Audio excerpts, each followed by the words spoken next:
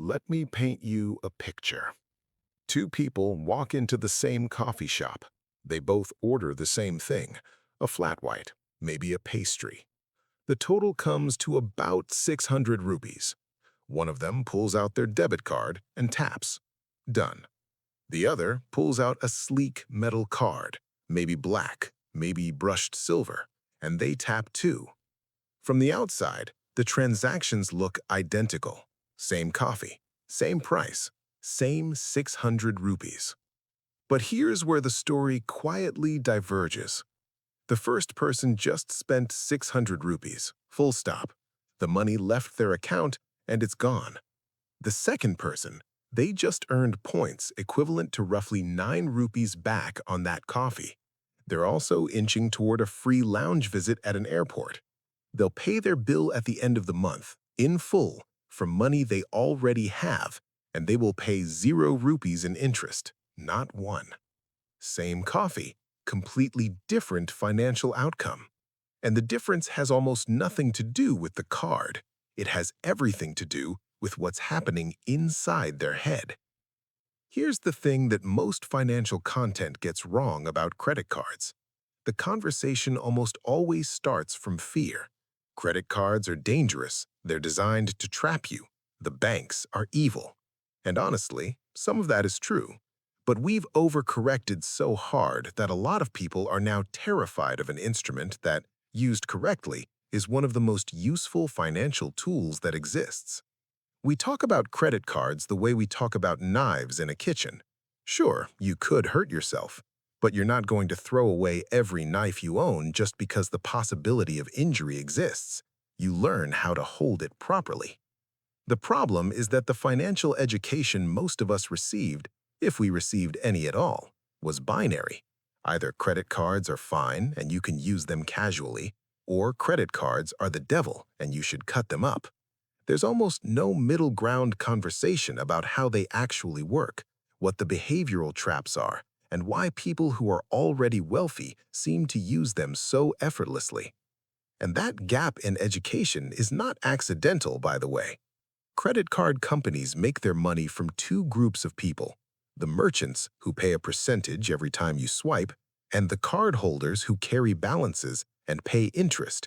If everyone used cards the way wealthy people do, rewards only, paid in full, credit card companies would still profit from merchants, just less.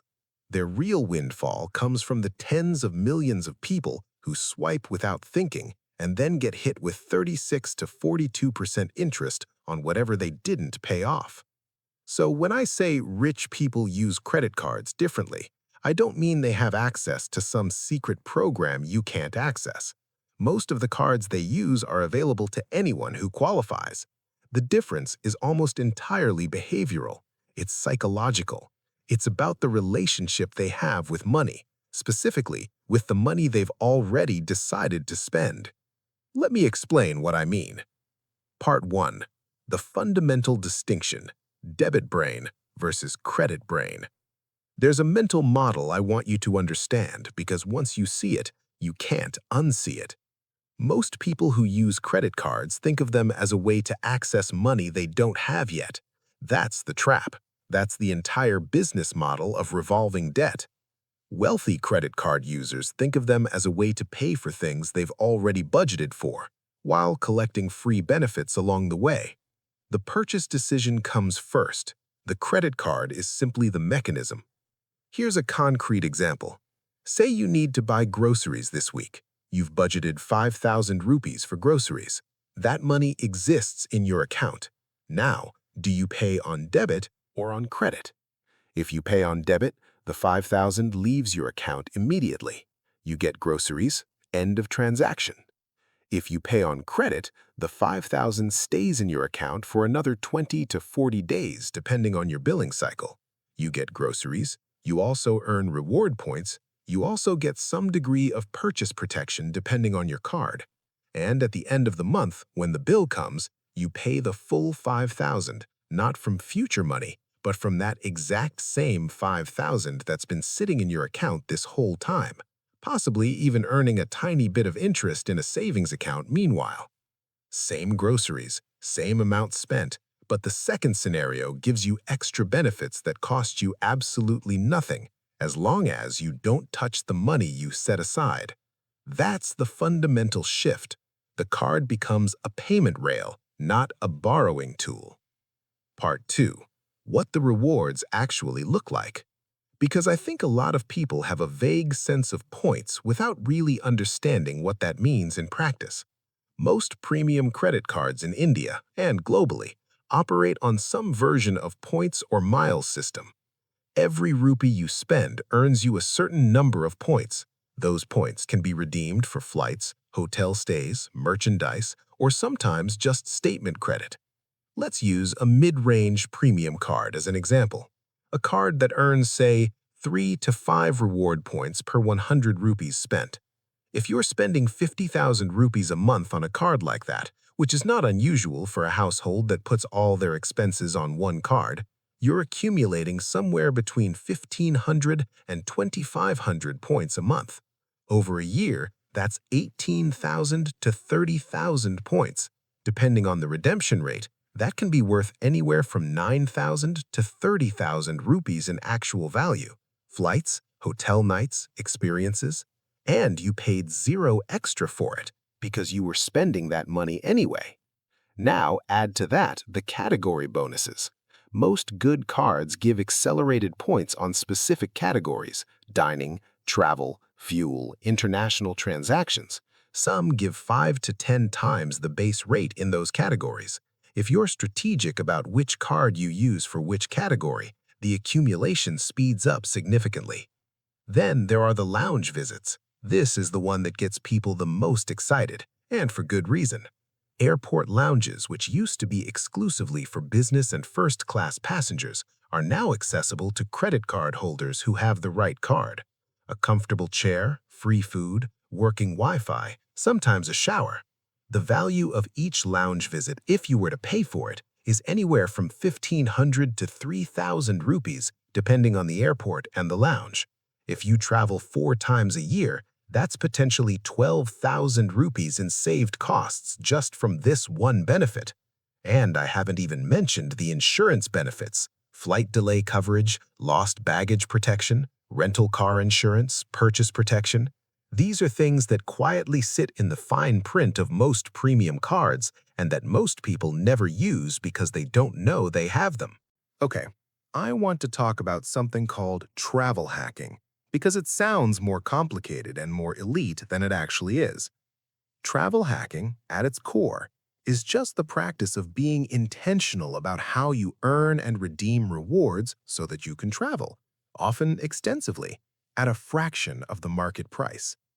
People who do this seriously will pay for their flights using airline miles they've earned on credit cards, book their hotels using hotel points, eat meals using dining credits the card provides, and maybe even use a card that doesn't charge foreign transaction fees for all their local purchases in another country. Done well, a person who earns a decent salary can travel internationally, actual international travel, not budget hostels, for costs that are primarily just taxes and fees on award tickets. Sometimes that's 6,000 rupees in taxes for a flight that would otherwise cost 60,000. How is this possible? It starts with something called a sign-up bonus. Many premium credit cards offer what's essentially a large one-time reward when you spend a certain amount in the first few months of opening the card. Spend 1 lakh rupees in the first 3 months, earn 50,000 bonus points. If you're renewing your car insurance, paying advance rent, or making any large planned purchases, timing the opening of a new card around those purchases can earn you a disproportionate pile of points for spending you are going to do anyway. Then it's about knowing your redemption options. Points are not created equal. A certain number of points redeemed for merchandise might give you 30% of their value, but those same points transferred to an airline partner and used for a business class award ticket might give you 3 to 5 times that value. Understanding the difference is the entire game. And here's where I want to be really honest with you, because I don't want to make this sound like a second job you now have to take on. You don't have to do any of this at an obsessive level to benefit meaningfully. Even just using one good card for all your regular spending and paying it off in full every month will earn you real, tangible rewards over time. The people who really optimize this, who have spreadsheets and multiple cards and airline transfer partner strategies, they're getting outsized value. But even the casual, responsible user is ahead of the person paying full price for everything with a debit card that gives them nothing back. Part 4. The psychology of why most people get it wrong. Here's where it gets interesting, and honestly, a little uncomfortable. The reason credit cards are dangerous for a lot of people isn't because the system is complicated. It's because of something that behavioral economists call payment decoupling.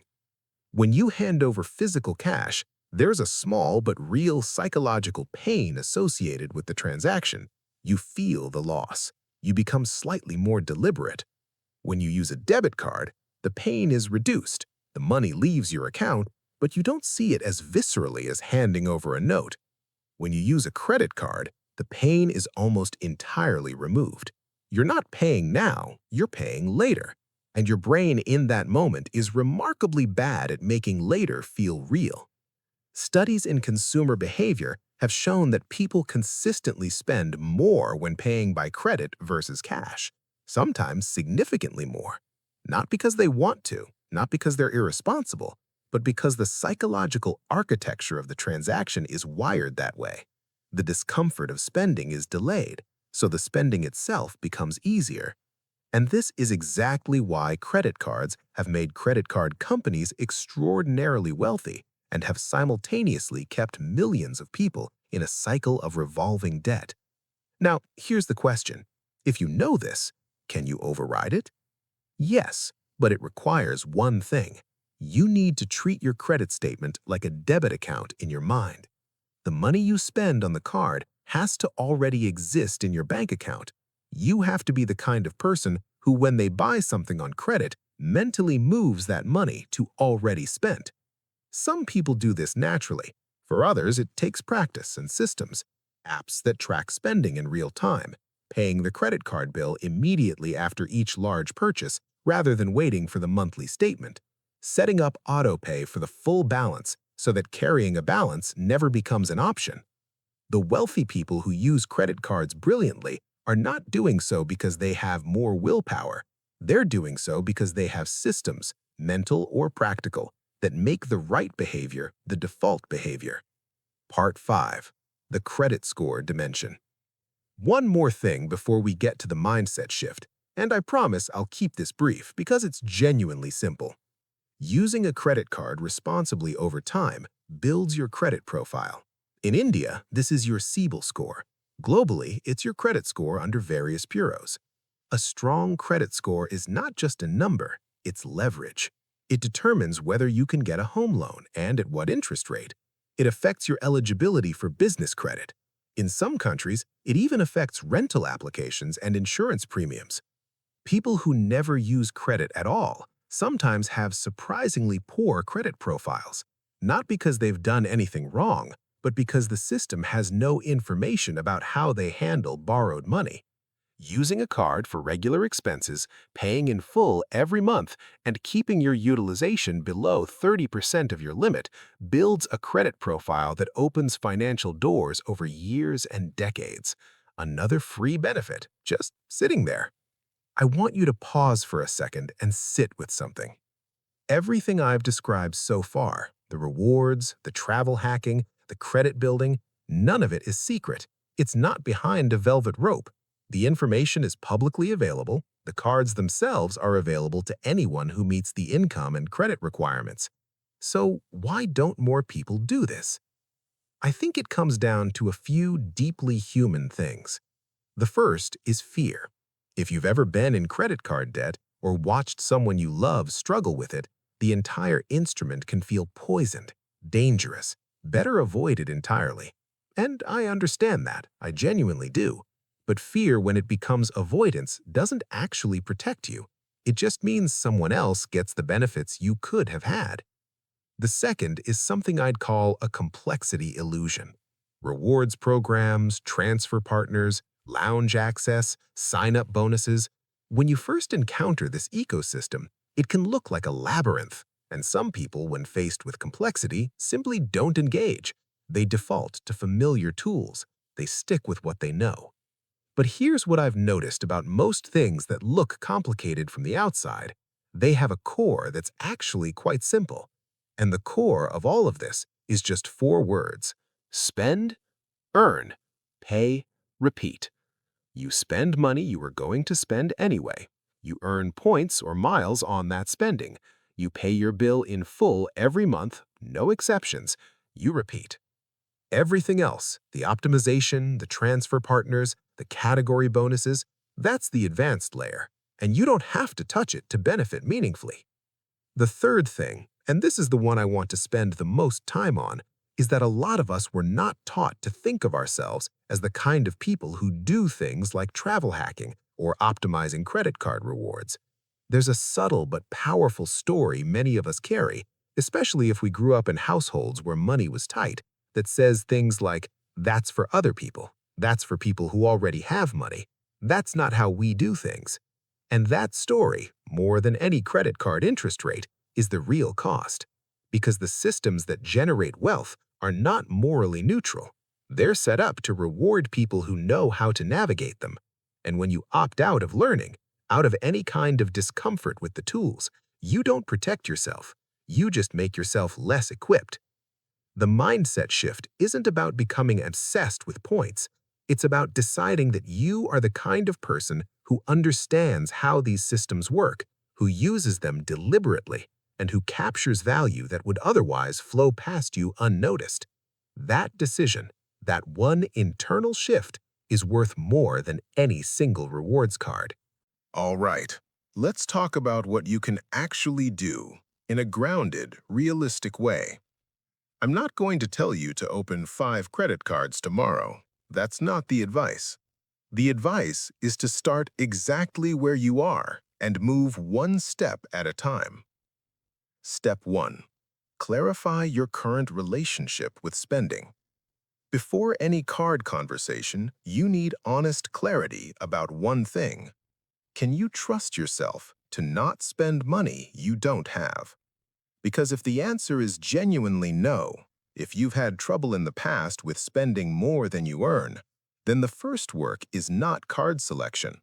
The first work is budgeting, tracking, and building financial stability. A credit card in those circumstances is accelerant on an already difficult situation. If the answer is yes, if you have money coming in, bills being paid, and a buffer in your account, then you're ready to think about this.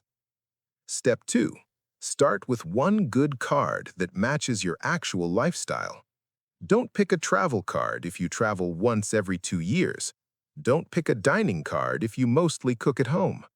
Think about where your biggest monthly spending actually goes: groceries, fuel, online shopping, dining, utilities, and find a card that gives you meaningful rewards in those categories. In India specifically, there are several well-regarded options across different income levels, from entry-level cards with solid grocery and fuel rewards to premium cards that offer lounge access, international rewards, and comprehensive insurance.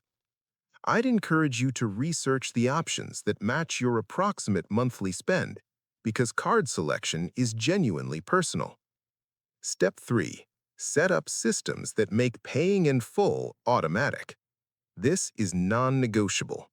Everything I've described in this video falls apart the moment you start carrying a balance. Interest at 36 to 42% annually will erase every reward you ever earned and then some. Set up an auto pay for the full statement balance, not the minimum, not some arbitrary amount, but the full balance. If auto pay isn't available or you don't trust it, set a calendar reminder 3 days before your due date every single month. Treat the credit card bill like rent. It's not negotiable. It's not optional. It's a fixed obligation you made when you spent the money. Step 4. Track your rewards and actually use them. This sounds obvious, but an enormous number of people accumulate points and miles that expire unused. Redemption is where the value is realized. Periodically check your points balance, understand when they expire, have a rough idea of what you're working toward, a free flight, a hotel night, a statement credit. Even if it's small, even if your first redemption is just a statement credit of 500 rupees, actually redeem it. It makes the system feel real.